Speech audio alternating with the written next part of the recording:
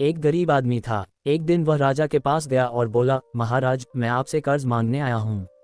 कृपा कर आप मुझे 5,000 रुपये दें। मैं 5 वर्ष के अंदर आपके रुपये वापस कर दूंगा। राजा ने उसकी बात पर विश्वास कर उसे 5,000 रुपये दे दिए। 5 वर्ष बीत जाने के बाद भी जब उस व्यक्ति ने राजा के 5,000 रुपये नहीं लौटाए, तब राजा को मजबूरन उसके घर जाना पड़ा। लेकिन वहां वह व्यक्ति नहीं मिला। जब भी राजा वहां जाता, बहाना बनाकर उसे वापस भेज दिया जाता। एक दिन फिर राजा उस व्यक्ति के घर गया। वहां और कोई तो नहीं दिखा, एक छोटी लड़की बैठी थी। राजा ने उसी से पूछा, तुम्हारे पिताजी कहाँ हैं? लड़की बोली, पिताजी स्वर्ग का पानी रोकने गए हैं। राजा ने फिर पूछा, तुम्हारा भाई कहाँ है?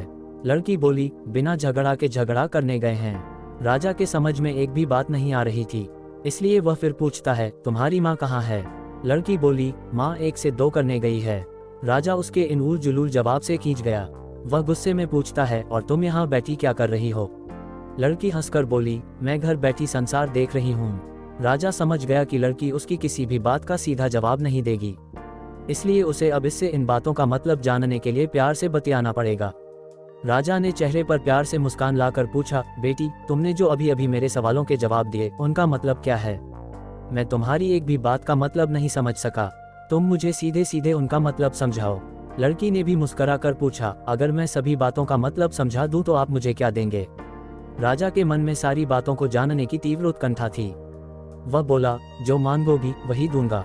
तब लड़की बोली, आप मेरे पिताजी का सारा कर्ज माफ कर देंगे तो मैं आपको सारी बातों का अर्थ बता दूंगी। राजा ने कहा, ठीक है, मैं तुम्हारे पिताजी का सारा कर्ज माफ कर दूंगा। अब तो सारी बातों का अर्थ समझा दो। लड़की बोली, महाराज, आज मैं आपको सारी बातों का अर्थ नहीं समझा सकती। कृपा कर आप कल आएं। कल मैं जरूर बता दूंगी। राजा अगले दिन फिर उस व्यक्ति के घर गया। आज वहां सभी लोग मौजूद थे। वह आदमी, उसकी पत्नी, बेटा और उसकी बेटी भी।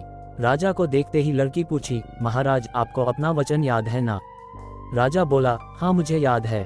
तुम अगर सारी बातों का अर्थ बता दो तो मैं तुम्हारे पिताजी का सारा कर्ज माफ कर दूंगा। लड़की बोली, सबसे पहले मैंने ये कहा था कि पिताजी स्वर्ग का पानी रोकने गए हैं। इसका मतलब था कि वर्षा हो रही थी और हमारे घर की छत से पानी टपक रहा था। पिताजी पानी रोकने के लिए छत को छत बना रहे थे, यानी वर्षा का पानी आसमान से ही गिरता है और हम लोग तो यही मानते हैं कि आसमान में ही स्वर्ग है। बस पहली बात का अर्थ यही है। दूसरी बात मैंने कही थी कि भैया बिना झगड़ा के झगड़ा करने गए हैं। इसका मतलब था कि वे रेंगनी के कांटे को काटने गए थे।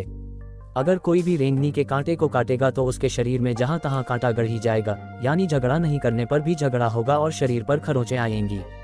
राजा उसकी बातों से सहमत हो गया। वह मन ही मन उसकी चतुराई की प्रशंसा करने लगा। उसने उत्सुकता के साथ पूछा, और तीसरी चौथी बात का मतलब बेटी? लड़की बोली, महाराज, तीसरी बात मैंने कही थी कि माँ 1 से 2 करने गई है। इसका मतलब था कि माँ अरहर दाल को पीसने यानी उसे 1 का 2 करने गई है। अगर साबुत दाल को पीसा जाए तो 1 दाना का 2 भाग हो जाता है, यानी यही था 1 का 2 करना। रही चौथी बात तो उस समय मैं भात बना रही थी और उसमें से एक चावल निकाल कर देख रही थी कि भात पूरी तरह पका है कि नहीं। इसका मतलब है कि मैं एक चावल देखकर ही जान जाती कि पूरा चावल पका है कि नहीं, अर्थात चावल के संसार को मैं घर बैठी देख रही थी। ये कहकर लड़की चुप हो गई। राजा सारी बातों का अर्थ जान चुका था।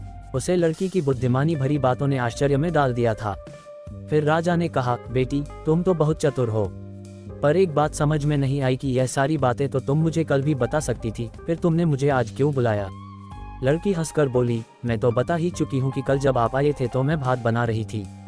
अगर मैं आपको अपनी बातों का मतलब समझाने लगती तो भात गीला हो जाता या जल जाता तो माँ मुझे जरूर पीटती। फिर घर में कल कोई भी नहीं था। अगर मैं इनको बताती कि आपने कर्ज माफ कर दिया है तो ये मेरी बात का विश्वास नहीं करते। आज स्वयं आपके मुंह से सुनकर कि आपने कर्ज माफ कर दिया है, जहाँ इन्हें इसका विश्वास हो जाएगा वहीं खुशी भी होगी। राजा लड़की की बात सुनकर बहुत ही प्रसन्न हुआ। उसने अपने गले से मोतियों की माला निकाल उसे देते हुए कहा, बेटी, ये लो अपनी चतुराई का पुरस्कार। तुम्हारे पिताजी का कर्ज तो मैं माफ कर ही चुका हूँ। अब तुम्हें या तुम्हारे घर वालों को मुझसे बहाना नहीं बनाना पड़ेगा। अब तुम लोग निश्चिंत होकर रहो। अगर फिर कभी किसी चीज की जरूरत हो तो बेझिझक होकर मुझसे कहना। इतना कहकर राजा लड़की को आशीर्वाद देकर चला गया। लड़की के परिवार वालों ने उसे खुशी से गले लगा लिया।